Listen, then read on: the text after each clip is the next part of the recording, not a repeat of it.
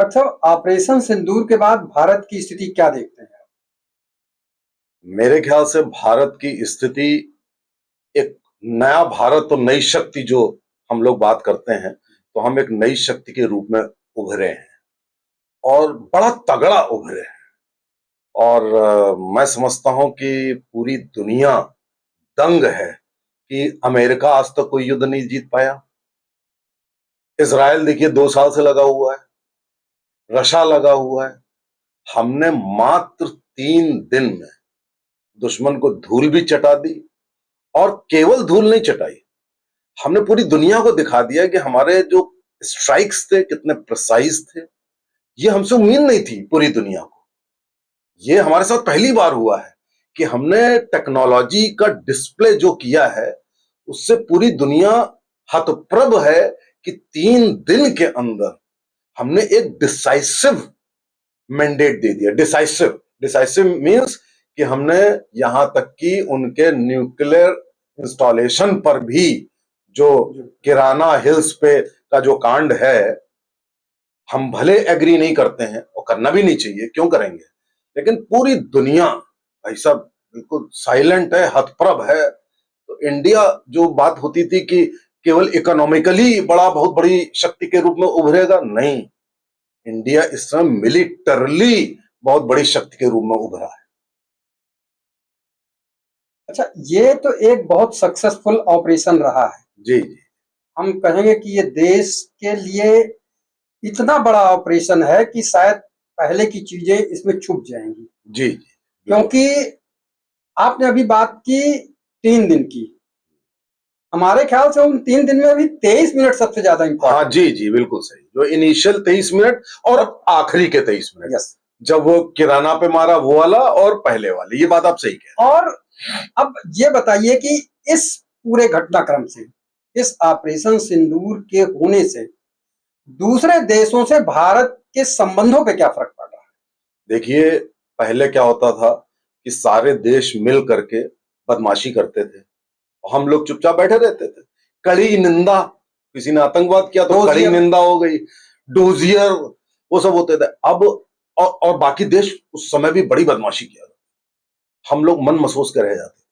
अब देखिए, तुर्की ने किया बदमाशी, गवर्नमेंट से लेकर व्यापारियों से लेकर सोशल मीडिया पे लोगों से लेकर हर आदमी तुर्की से संबंध तोड़ने के पक्ष में है। अजरबैजान हुआ, चाइना हुआ, चाइना के आपको रोकेंगे जरा सा यहाँ आज। हम्म।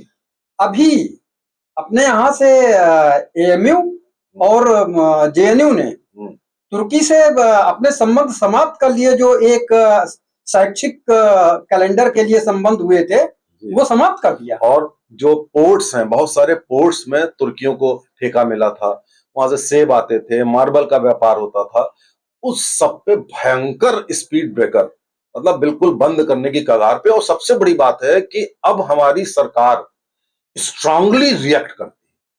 और देखिए, शक्ति के साथ दुनिया होती है, शक्तिशाली के साथ दुनिया होती है। और जो अमेरिका है, आप क्या समझते हैं, ये बहुत शेखी बघाड़ते थे। आज आप देख रहे हैं, ट्रंप को देख रहे हैं कि कभी कुछ कहा, आज उन्होंने कह दिया कि भाई साहब हमने मध्यस्थता नहीं की थी। औकात नहीं है, पलट गए अपनी बात से। और हालांकि ट्रंप की ये बात बड़ी खराब थी कि उन्होंने एप्पल के लिए कहा कि यहाँ पे धंधा ना करें, यहाँ पे बनाए ना, मैन्युफैक्चरिंग हब ना बनाए। हालांकि ट्रंप के मना करने से कुछ नहीं होगा, वो ऑलरेडी आधा बन चुका है, वो इंडिया के साथ कोलैबोरेशन में बन रहा है। तो ट्रंप का बड़बोलापन, अब ट्रंप की इज्जत धूल मिल गई है। तो मेरे हिसाब से, और हमने देखिए, रशिया हमारा ओल्ड ट्रस्टेड फ्रेंड है, इजराइल हमारा ट्रस्टेड फ्रेंड है। रशिया इजराइल का हमारा जो ट्रायंगल है और इंडिया का, ये 3 ट्रायंगल सब सॉलिड रहेगा। चाइना बेईमान देश है, अमेरिका स्लाइमी है, और बाकी जो तुर्की हैं तो वो अपने इस्लामिक उसमें ब्रदरहुड में, मुस्लिम ब्रदरहुड में आ गए। तो ये सब लोग एक्सपोज हो गए कि किसको किसका क्या रोल है, पूरी दुनिया साफ साफ देख रही है, और भारत स्टैंड्स अपार्ट। अभी आपने एक बात कही कि हम शक्ति संपन्न हो गए हैं, और बिल्कुल सही है, शक्ति की ही सत्ता सर्वोच्च होती है। जी जी। लेकिन इन शक्ति में शक्ति को प्राप्त करने में हथियारों का बहुत बड़ा योगदान होता है। जी जी तो आप अब जो भारतीय हथियारों ने अपना प्रदर्शन किया है, जी जी चाहे डिफेंस में हो या जी ऑफेंस में हो, उस जी। पे आप क्या कहेंगे? देखिए, ऐसा है कि जो सबसे बड़ा गेन हुआ है ये 3 डे लिमिटेड वॉर में, सबसे बड़ा गेन वो हुआ है हथियारों को। हथियारों में क्या होता था कि जब 2014 में हमारी सरकार आई थी, मोदी जी आए थे, तब क्या था कि बुलेट प्रूफ जैकेट नहीं थी, जूते नहीं थे, एम्यूनिशन नहीं था, फाइटर्स बहुत अच्छे नहीं थे। तो ये कहा जाता था कि कल को वॉर हो गया तो क्या होगा, मतलब उस स्थिति में थे। आप रफली इसको समझ लीजिए, उतना तो नहीं जैसे पाकिस्तान के लिए आज कहा जाता था, कहा जा रहा है। 2014 में उतना नहीं, उससे थोड़ा ज्यादा इंडिया के लिए कहा कि भाई साहब हमारी कोई संपन्नता नहीं है कि हम वॉर कर सकते हैं। आज जो सबसे बड़ा गेन हुआ है वो हुआ है हथियारों को लेके। 75% हथियार हमारे इंडिजिनस यूज में। आप देखिए, चाइना के जितने हथियार थे जो पाकिस्तान ने यूज किए, चाहे एयर डिफेंस सिस्टम हो, चाहे मिसाइल्स हो, कुछ भी हो, ड्रोन्स हो, फेल हो गए। फेल ना हुए होते तो चाइना की जितनी डिफेंस कंपनी के शेयर्स हैं सब डाउन हो गए। इंडिया के ब्रह्मोस की 12-14 देशों ने डिमांड की है और ब्रह्मोस की फैक्ट्री यहां लखनऊ में खुल गई। योगी जी देख रहे हैं, योगी जी उसमें आ गए। तो कहने का मतलब है, चाहे ब्रह्मोस हो, चाहे हमारे जितना भी एयर डिफेंस सिस्टम में भी आकाश ने रोका है। हमने S-400 शायद ही यूज किया होगा, बहुत जरा सा यूज किया होगा। S-400 को बेमतलब में बहुत ज्यादा वो दे दिया गया पॉपुलैरिटी, लेकिन ऐसा है नहीं। हमने आकाश से सबको उड़ाया। तो आप देखिए कि इंडिया का जो मेक इन इंडिया जो मोदी जी ने ये पूरा प्रोजेक्ट लिया, उसका फर्क ये पड़ा कि सब कुछ हमारा इंडिजिनस यूज हुआ, हमारी डिमांड बढ़ गई, हमारे डिफेंस कंपनीज के शेयर बढ़ गए, पूरी दुनिया में वाई हो गई कि भाई साहब जो इंडिया के जो इक्विपमेंट है ये चाइना का नहीं, सबसे ज्यादा लूज किया है चाइना। चाइना तो एक तरीके से बर्बाद हो गया, उसके अब बिकने वाले नहीं। तो अब आप सोचिए कि हमने एक नया आपदा में अवसर ढूंढ लिया कि अब हम डिफेंस इक्विपमेंट बनाएंगे और एक्सपोर्ट करेंगे, उससे भी हम अपनी इकोनॉमी बढ़ाएंगे। चौथे पे तो हम इकोनॉमी में आ ही गए। तीसरा टारगेट है हमारा, तीसरा होना। तो कुल मिलाकर के हथियारों से हमको इतना बड़ा गेन हुआ। ये क्यों होता है? Strong leadership. तो हमारे मोदी जी ने इतना ज्यादा एनकरेज किया। अब आप इसरो को देखिए, इसरो ने 5 सैटेलाइट से सारी इमेजेस लेकर के और पूरी मॉनिटरिंग की थी। आप सोचिए कि चाहे भले 3 दिन का हो, ऐसी मॉनिटरिंग कोई कंट्री नहीं करता है। और इजराइल का जो एयर डोम है, बहुत जरा सा इलाका है इजराइल का, हमारा कश्मीर से लेकर गुजरात कच्छ तक है, कितना बड़ा है। उसमें हमने 95% मिसाइल्स को ध्वस्त कर दिया आसमान में। और आपने अभी ये जो बात कही, इसको हथियारों को जो आपने अर्थतंत्र से जोड़ा, उसमें सबसे अच्छी बात यह है कि आज देखिए कि जो टॉप इकोनॉमी है वो हथियार के बल पे है। जी जी, बिल्कुल सही बात। तो इसलिए जो एक सेट किया गया टारगेट जी, कि हमें 3 पहुंचना, ये तो टारगेट था, लेकिन अभी हम अचीव करें कि हम आने वाले दिनों में इससे भी आगे जो जाएं। विल पावर हो तो देखिए नए नए अवसर निकलते हैं। अच्छा, एक चीज यहाँ मैं कहूंगा कि हम जिस उस पे बात कर रहे हैं आज, ऑपरेशन सिंदूर से ही ये सभी बातें संबंधित है। रहीमन पानी राखिए बिन पानी सब सून, जी जी पानी बिना न उबरे मोती मानस टूट। अब आप जी। बताइए कि पानी का क्या रोल है? देखिए, पानी का इस बहुत बहुत रोल है।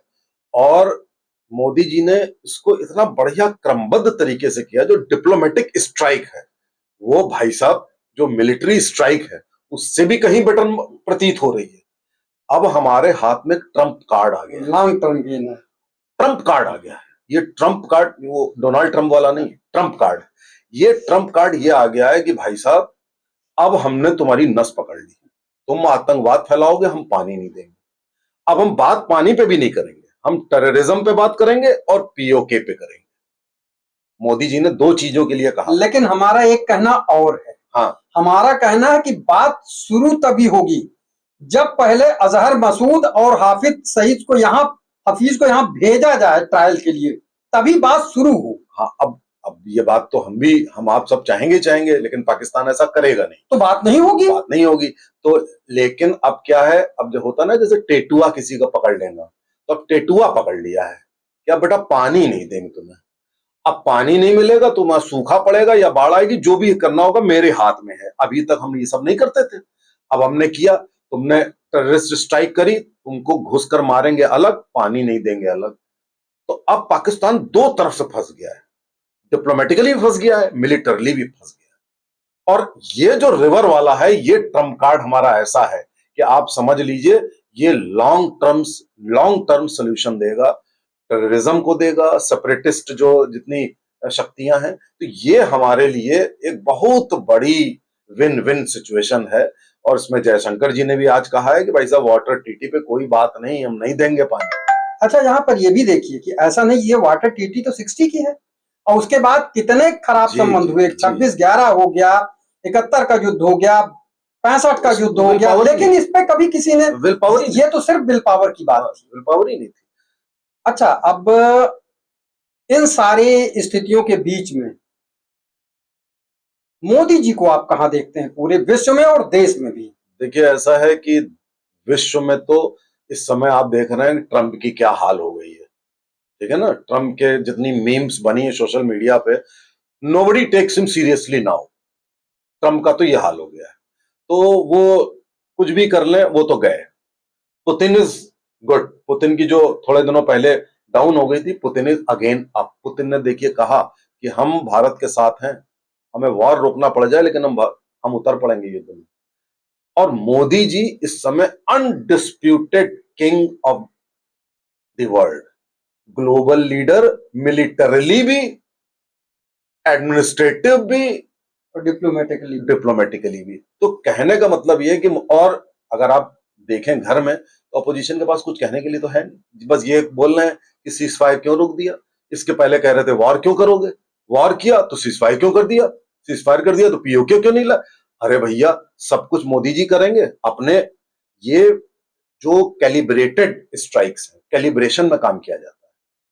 मैं आपको बता दूं कि मोदी जी ने जो हिम्मत दिखाई है, वर्ल्ड का कोई लीडर, पुतिन तक नहीं दिखा पाए थे। यूक्रेन के अगेंस्ट में कह दिया था कि न्यूक्लियर हम अटैक करेंगे, नहीं कर पाए थे। और भाई साहब, जो जो वाला जो नूर खान जो एयरबेस है, नूर खान एयरबेस को डिस्ट्रॉय किया, जिसको एक्सेप्ट किया। वो न्यूक्लियर बेस है, उसको तो हमने एक्सेप्ट किया, लेकिन जो किराना है, किराना हिल्स वाला, उसको हमने एक्सेप्ट नहीं किया, लेकिन वो भी हमने उसकी भी एंट्री ब्लॉक की। रेडिएशन 100 किलोमीटर तक फैल रहा है, अमेरिकन और आपके इजिप्शियन प्लेन्स वहां पर हैं। तो ले दे के ये हिम्मत करना कि हम न्यूक्लियर बेस भी डिस्ट्रॉय कर देंगे, और अभी और सीजफायर ना हुआ होता तो चारों पांचों सारे न्यूक्लियर गए थे। आप सोचिए, तो आप सोचिए कि इतनी विल पावर और इतनी हिम्मत इंडियन लीडर में हो, ये तो आप समझ लीजिए करिश्मा हो गया, अवतारी या दूत पुरुष हो गया, जो भी कहें आप, वो कम है मेरे ख्याल से। चलिए, आपसे इस बातचीत में बहुत आनंद आया, बहुत अच्छा।